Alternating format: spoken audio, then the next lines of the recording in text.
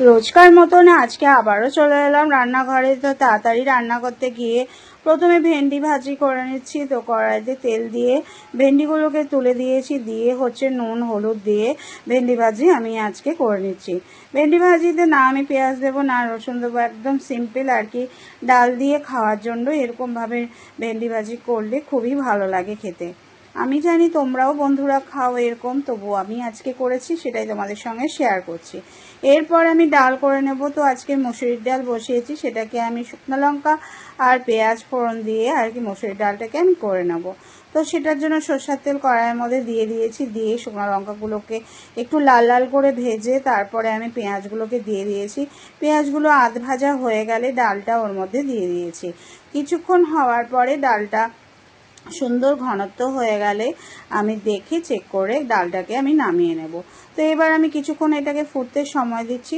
ফোটা কমপ্লিট হয়ে গেলে ওর মধ্যে চেরা কাঁচা লঙ্কা দিয়ে দেব ফ্লেভারের জন্য, আর নামিয়ে নেব পাতলা করে গরম গরম মুসুরির ডালের সঙ্গে ভেন্ডি ভাজি। কি বলো বন্ধুরা, ভালো লাগে না? ভীষণ ভালো লাগে, একবারে সেই লেভেলের স্বাদ লাগে বলো। এবার আমি ডালটাকে নামিয়ে নিলাম। নামিয়ে নিয়ে এবার পরের প্রসেসটা কি বলো তো, লাল লাল ঝাল ঝাল যে জিনিসটা করব সেটা হচ্ছে কি বলো তো, আন্দাজা করতে পারছো? হ্যাঁ, এটা হচ্ছে এগ কারি।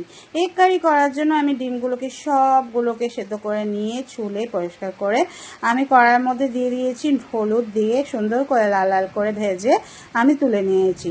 এইবার কড়াইয়ের মধ্যে হচ্ছে জিরে তেজপাতা শুকনো লঙ্কা ফোড়ন দিয়েছি, দিয়ে হচ্ছে আমি পেঁয়াজগুলোকে দিয়ে দিয়েছি। পেঁয়াজগুলো একটু লাল লাল করে ভাজা ভাজা হয়ে যাবে, তারপরে ওর মধ্যে আমি গ্রেট করে রাখা আদা দিয়ে দেব, আদা কুচি থেতো করে আর কি দিয়ে দেবো। তারপর আমি টমেটোগুলোকে তুলে দিলাম, তুলে দিয়ে আমি ওর মধ্যে কাঁচা লঙ্কাগুলোকে দিয়ে দিয়েছি, দিয়ে এবার হচ্ছে আদা যেটাকে আমি গ্রেট করে কেটে রেখেছি সেটাকে দিয়ে দিয়েছি। তারপরে হলুদ গুঁড়া দিয়ে দিয়েছি, লঙ্কার গুঁড়া দিয়ে দিয়েছি, পরিমাণ মতো নুন দিয়ে দিয়েছি, আর ধনে জিরের গুঁড়ো যেটা।